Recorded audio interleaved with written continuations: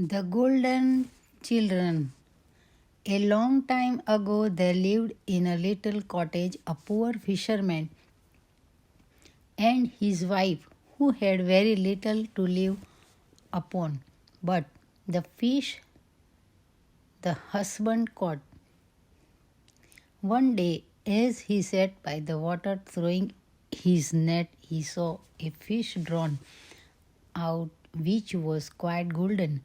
He examined it with wonder, but what was his surprise to hear it say, "Listen, fisherman, if you will throw me again in the water, I will change your little hut into a splendid castle."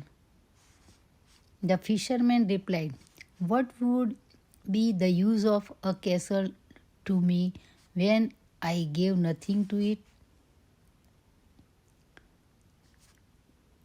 And when I have nothing to eat?" "On that account," said the goldfish, "I will take care that there shall be a cupboard in the castle in which, when you unlock it, you will find dishes containing everything to eat that heart can wish." "If it is so," said the man, "then I am quite willing to do as you please. There is, however, one condition," continued the fish. "You must not mention to a living creature in the world, be it who it may, the source of your good fortune. If you utter a single word, it will at once be at an end." The man, upon this, threw the fish back into the water and went home. But where his little hut had once stood now arose the walls of a large castle. He started with astonishment and then stepped in and saw his wife dressed in costly clothes and sitting in a handsomely furnished room. She seemed quite contented, and yet she said, "Husband, how has all this happened? I am so pleased." "Yes," said the man, "it pleases me also, but I am so hungry. Give me something to eat in our fine house." "Oh dear," she replied, "I have nothing, and I don't know where any is to be found there or here." "There will be no trouble on that account," he replied. "Do you see that great cupboard? Just unlock it." When the cupboard was opened, they saw with surprise that it contained every requisite for a beautiful feast: bread, meat, vegetables, cake, wine, and fruit. "Dear husband," cried the wife, full of joy, "what more can we desire than this?" Then they sat down and ate and drank together in great comfort. After they had finished, the wife said, "Husband, where do all these things and riches come from?" "Ah," he replied, "do not ask me. I dare not tell you. If I disclose anything, all our good fortune will come to an end." "Very well," she replied. "If I am not to be told, I shall not desire to know."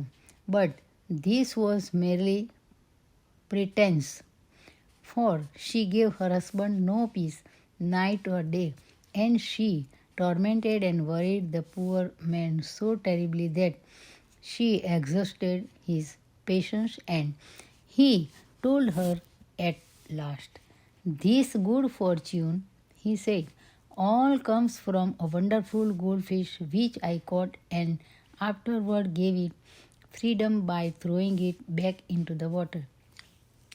No sooner had he uttered these words Then the castle with its wonderful cupboard disappeared, and they were again sitting in the fisherman's hut. The husband was now again obliged to follow his trade and go fishing, and as luck would have it, he again caught the golden fish. Listen, cried the fish, if you will again throw me into the water, I will once more give you a castle and a cupboard full of good things, but be firm this time and reveal to no one from whom it comes, or all will be against lost. I will keep it to myself, and answered the fisherman, and threw the fish into the water. Everything at home now was in its former splendor, and the fisherman's wife joyful over their good fortune. But her curiosity gave her no peace, and 2 days and scarcely passed before she began to ask how it all happened and what was the cause. Her husband kept silence for a long time, but at last she made him so angry that he incautiously revealed the secret. In a moment, the castle and all that it contained vanished, and they were again sitting in their little old hut. See what you have done, he said. We shall have again to starve with hunger. Oh, well, she replied, I would rather not have such a riches if I am not to know where they come from. It destroys my peace. The husband again went fishing, and after a time, what should he again pull up in his net but the goldfish for the third time? Listen, cried the fish, I see I am always to fall into your hands. Therefore, you must take me to your house and cut me into pieces. These you must place in the ground, and you will have gold enough to last your life. The man took the fish home and did exactly as he had been told. It happened after a while that from the pieces of the fish placed in the earth, 2 golden lilies sprang up, which were taken great care of. Not longer after, the fisherman's wife had 2 little children, but they were both golden, as well as the 2 little foals in the stable. The children grew tall and beautiful, and the lilies and the foals grew also. One day the children said to their father, we should like to ride out and see the world on our golden steeds. Will you let us? But the parents answered sorrowfully, how shall we be able to endure the thought that you are far away from us and perhaps ill or in danger? Oh, they replied, the 2 golden lilies will remain, and by them you can always tell how we are going on. If they are fresh, we are in health. If they fade, we are sick.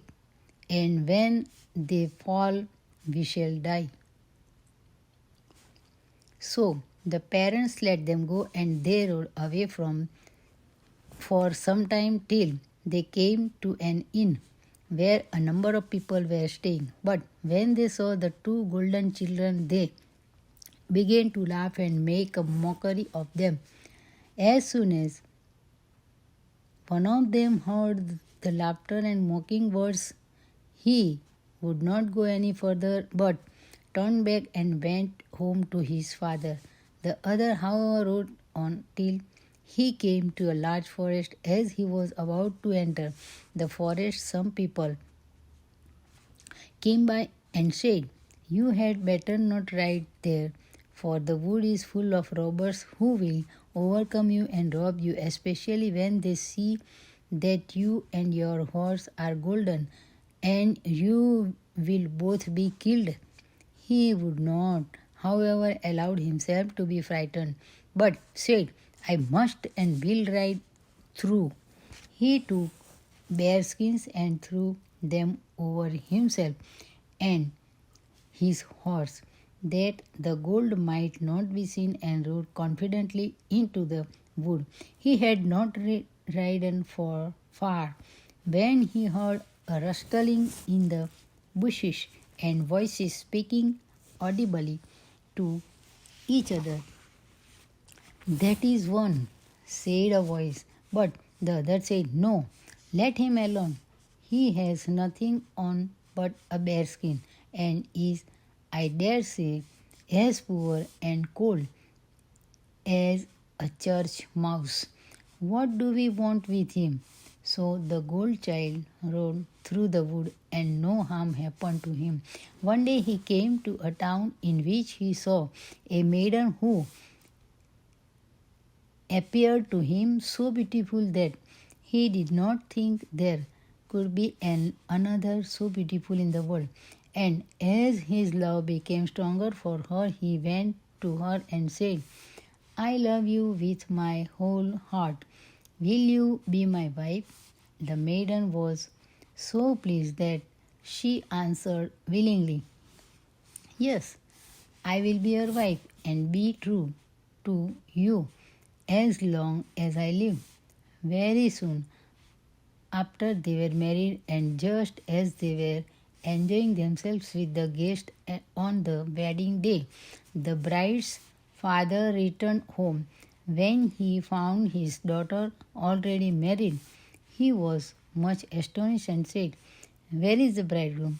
He was pointed out to him, and he still wore the bearskin dress. On seeing him, he exclaimed in great anger, My daughter shall never have a bearskin wearer for a husband, and wanted to murder him.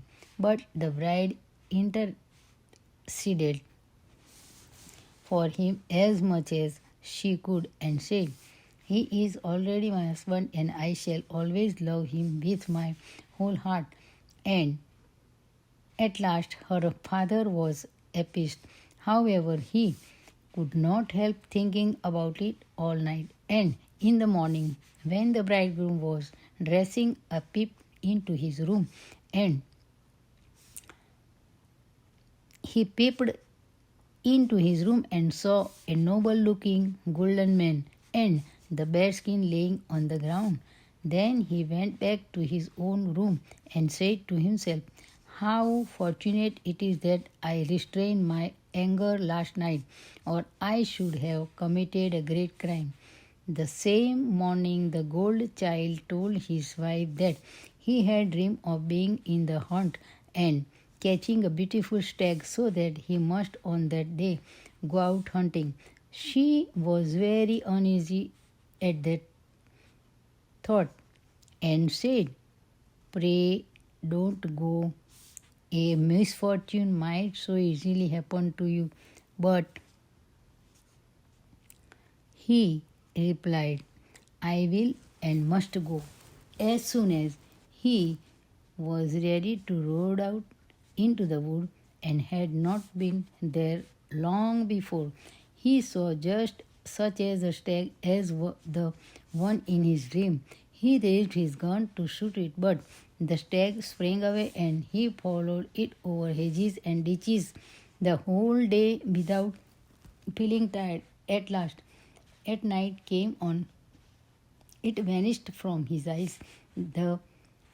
Then the gold child looked around him and saw close by a small house in which sat an old woman who was a witch, but he did not know it. He knocked at the door, and she came out and asked him what he wanted. So late as that in the middle of the wood, he said, Have you seen a stag pass this way? Yes, she replied, I know the stag well. And while she spoke, a little dog that had come out of the house with the old woman, began to bark furiously. "Be quiet, will you?" he cried. "You spiteful cur, or I will shoot you." "What? You will kill my dog?" cried the old witch in a rage. "Ah, I will soon stop that." And in a moment he lay on the ground turned into stone.